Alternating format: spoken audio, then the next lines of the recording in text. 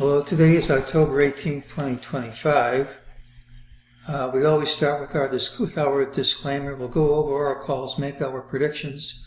It's the weekend, so we'll take a look at the longer term picture too. It's my trading plan for Monday, October 20th, 2025. Right now it's just a plan. I can change my plan and I can be wrong, so trade at your own risk.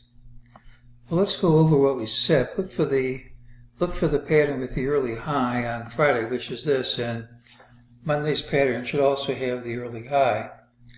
We had a target of 66.4525. It did print, and there was a support resistance level at that price, but for the third day straight, even though I got my target, I get no credit because we opened by gapping down smartly, and that means there was no call. We had some other ideas. We looked for a gap and a prompt move outside the open, and we said I wouldn't be holding shorts overnight, but I did think that we would trade higher. Well, we didn't gap and promptly take out one of these highs or lows, so that failed. And I don't usually trade overnight. I don't really ever trade overnight. I don't usually hold overnight. But if you look at overnight, we were off almost 100 handles. So if you were to count overnight, which I don't, you could say that there was a gap move outside of this range. And I did say I wouldn't be holding short positions overnight because I thought we would trade up. Well, if you were holding short overnight and you still were holding it, you'd have a big loss. But if you were smart enough to stay up overnight and close near the low, you made a big gain. Whatever it was, by the time we opened, it was clear we were gapping down. We weren't going to be outside this range.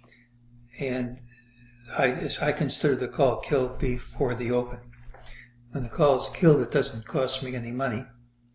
But even though I got my target, even though we did rally after all, as far as I'm concerned, the call was killed before we started trading. This is just a reminder of what we said. And these are the patterns for next week. We have a new target, 66.40.01. Usually when you're dropping like this going into Friday, the drop continues Monday. Again, it might be 4 days in a row we gap in the undesired direction, but if we don't gap up smartly, that's my call. In the morning we had an ultimate buy signal and an ultimate sell signal. It tells you this drop isn't going to be going anywhere. We did trade higher and lower, and it tells you by the time lunchtime turns around, the odds are pretty good. We're going to be trading back within these two yellow lines. MEJT said this drop in the afternoon would retrace. Now says this rally is going to retrace, and that gives us the target. We've shown in the past a number of times we have DeMark sell signals on the daily, weekly, and monthly charts, but those aren't exact and they don't stop us from going higher. Just identifies an area of a top. One thing which doesn't really have a lot of leeway as to the time is this drop on Thursday on a usually bullish day. It was not bullish at all. Usually before long you trade lower. Now you can say that we traded under the close on Friday, and you could argue that's sufficient. That's one interpretation. I usually look for us to take out the low before too much time has passed.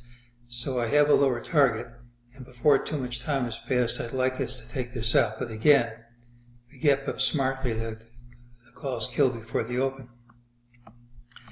The question I have is, how low are we going to drop? I mean, if we were going to have a collapse from here, I wouldn't think we're going to recover from a 100 handle overnight drop, and I wouldn't think there'd be as many negative opinions out there as there are. We had one possible target we showed last week.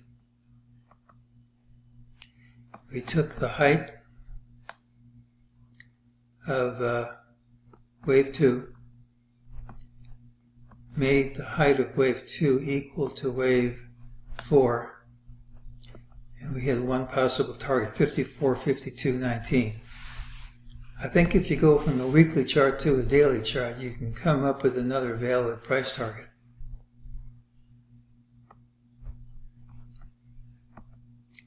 Here's the daily chart. Instead of taking the height, we're going to take from the origin of wave 2 to the close. We're going to move that over to give us a fourth wave. Here's 3. I think you could interpret this as a forming of a head and shoulders top. And if it's a head and shoulders top, if that's right, once you break through, you should drop equal to the height. And if you drop equal to the height, we get the same price. So, can't do this exactly here, but it works out to 63.35.32 is another reasonable target, and it's 900 handles higher than the other target. Maybe that's as far as we go. And don't forget, if this is a head and shoulders top, we're going to go through it in the other direction at some point.